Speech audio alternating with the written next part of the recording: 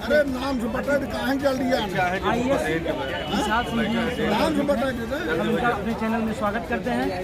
एक एक दो दो बटे ना समझाता है तो खेला हुआ है। आज आप कंबल वितरण कार्यक्रम के मुख्य अतिथि हैं, क्या संदेश देंगे? आपको कैसा लगा यहाँ?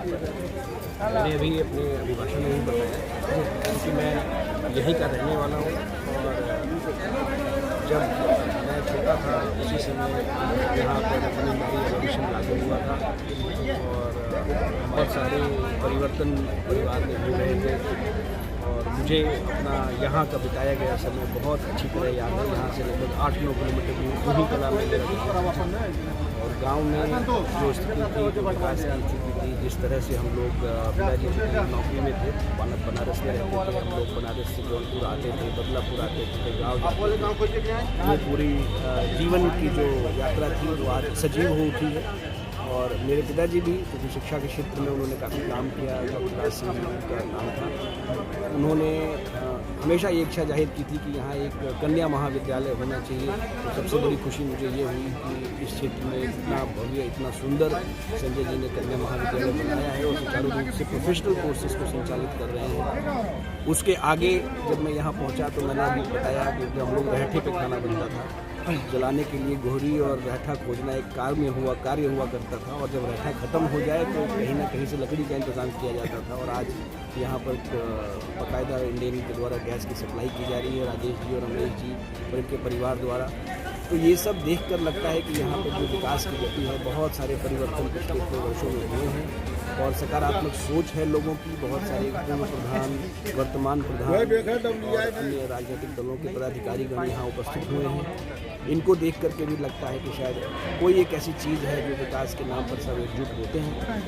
बड़ी अच्छी अनुभूति है और मैं चाहूँगा कि बार बार मुझे अपने इस जन्मस्थली और अपने इस क्षेत्र में आने का मौका मिले और लोगों से इंटरैक्ट करने का मौका मिले और जो मैं कर सकूँ, जो मेरी क्षमता में हो, जो मेरे सहयोग से हम अन्य लोगों के सहयोग से हम कर सकें, उसके लिए मैं करूँ। जैसे ये कंबल वितरण है, इसमें ठंडी का सीजन है, लोगों की आवश्यकताएं हैं जिनके पास नहीं है, तो क्या सरकार द्वारा ऐसी कुछ योजना लागू की जाए तो उचित है? आप IAS तैयारी हैं क्या? बिल्कुल, परीय दायित्वों के अंतर्गत तो हम लोग हर वर्ष अभी जाना शुरू होगा। मैं नगर आयुक्त का कार्य भी देख रहा हूँ अयोध्या में। बड़े पैमाने पर लोगों को कंबल वितरण किया जाता है। बड़े पैमाने पर सभी चौराहों पर, सभी स्थान चौपालों पर हम लोग लकड़ी का इंतजाम करते हैं कि लोग रहने से दिक्कत नहीं हो। आश्रय स्थलों का निर्माण किया जाता है शहरी क्षेत्रों में। ग्रामीण क्षेत्रों में भी इस तरह की योजना जिलाधिकारी के स्तर से या CDO के द्वारा संचालित करी जाती है और ग्रामीण क्षेत्रों में भी कंबल वितरण किए जाते हैं। लेकिन मैं इसमें विशेष ये है कि वो कंबल तो एक आपका पदीय दायित्व है, एक सरकारी काम है।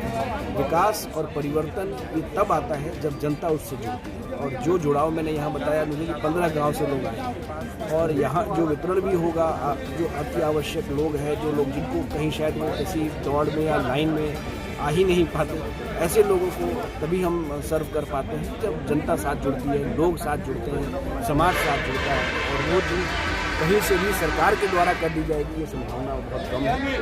तो समाज के द्वारा किए जाने वाले प्रयास, उनके द्वारा किए जाने वाला कार्य और उनका उत्साह, उनकी प्रतिभागिता, ये सरकार को रिप्लेस करती है और सरकार इसकी प्रतिपूर्ति कभी नहीं कर सकती। इसलिए विशेष रूप से इस तरह के कार्यक्रम में कोशिश करता हूँ। जी सर, ये हम चाहेंगे कि आप चूँकि अपने बदलापुर के हैं और जौनपुर ज़िले के हैं और कहीं न कहीं से गर्व की बात है कि आप जौनपुर से हैं, तो क्या संदेश देना चाहेंगे युवाओं को और क्षेत्र की जनता को? क्या संदेश देना? मैं अभी जो यहाँ एक स्थिति बनी है, मैं जब यहाँ था तो संभवतः मैं भाग्यशाली था कि हमारे पिताजी यहाँ से बाहर कहीं नौकरी करते थे और मैं शिक्षा के महत्व को समझ करके हम लोगों ने पढ़ाई करी और एक नौकरी में आई। मैं यहाँ के युवकों को और युवतियों को दोनों को ये संदेश देना चाहूँगा कि अब ये जो क्षेत्र है यहाँ पर चूँकि लैंड होल्डिंग कम है और खेती से आप केवल 2 वक्त का अनाज उगा लें तो भी वो संभावना उसकी भी कम हो जाती है। धीरे धीरे परिवार बढ़ रहे हैं, जनसंख्या का दबाव बढ़ रहा है, तो अच्छी शिक्षा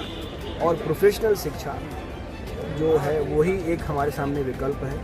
और यहाँ के जितने भी निवासी हैं, जो यूथ है, जो बच्चे हैं, उन सबको, और वैसे भी इस क्षेत्र में शिक्षा का महत्व रहा है और लगातार लोगों ने इस विषय में प्रयास भी किया है। हमारी बदलापुर तहसील से ही कितने सारे ऑफिसर्स होंगे जो प्रादेशिक सेवा में या भारत सरकार की सेवा में ऑल इंडिया सर्विसेज में हों, और हम लोग जिस भी ज़िले में जाते हैं 2-4 अधिकारी तो ज़रूर मिल जाते हैं जो जौनपुर के रहने वाले हैं।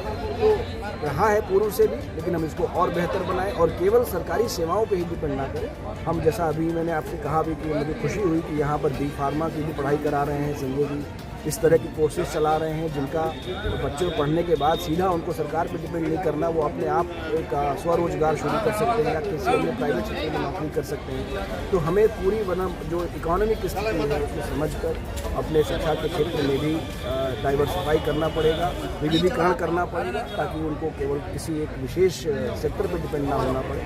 और धीरे धीरे मुझे पूरा विश्वास है कि और प्रोफेशनल कॉलेजेस खुलेंगे और हमारे पास यहाँ से और प्रोफेशनल्स निकलेंगे और जो एक इकोनॉमिक और सोशल दोनों डेवलपमेंट में आपको विशेष रूप से परिवर्तन दिखाई पड़ेंगे। और इसके लिए सब तैयार रहें और सब इसके लिए प्रयास करें, यही मेरा संदेश है। सर, सिविल की तैयारी जो बच्चे कर रहे हैं, अगर आपसे कुछ सहयोग चाहें, जैसे दिशा निर्देश चाहें, तो कैसे देंगे, क्या करेंगे? अब मैं आप सबको अपना मैं नंबर नोट करवा दूंगा, अदरवाइज़ मेरा नाम, नंबर और मुझसे संपर्क गूगल करके किया जा सकता है। आप विशाल सिंह IAS टाइप करेंगे तो मिल जाएगा। आप हमसे संपर्क कर सकते हैं और मैं खुश होऊंगा, मुझे प्रसन्नता होगी कि यदि मैं अपने ज़िले के, अपने गांव के, अपने पड़ोस के किसी बच्चे को किसी भी प्रकार से कोई भी मदद कर सकता हूँ तो मैं अनुग्रहित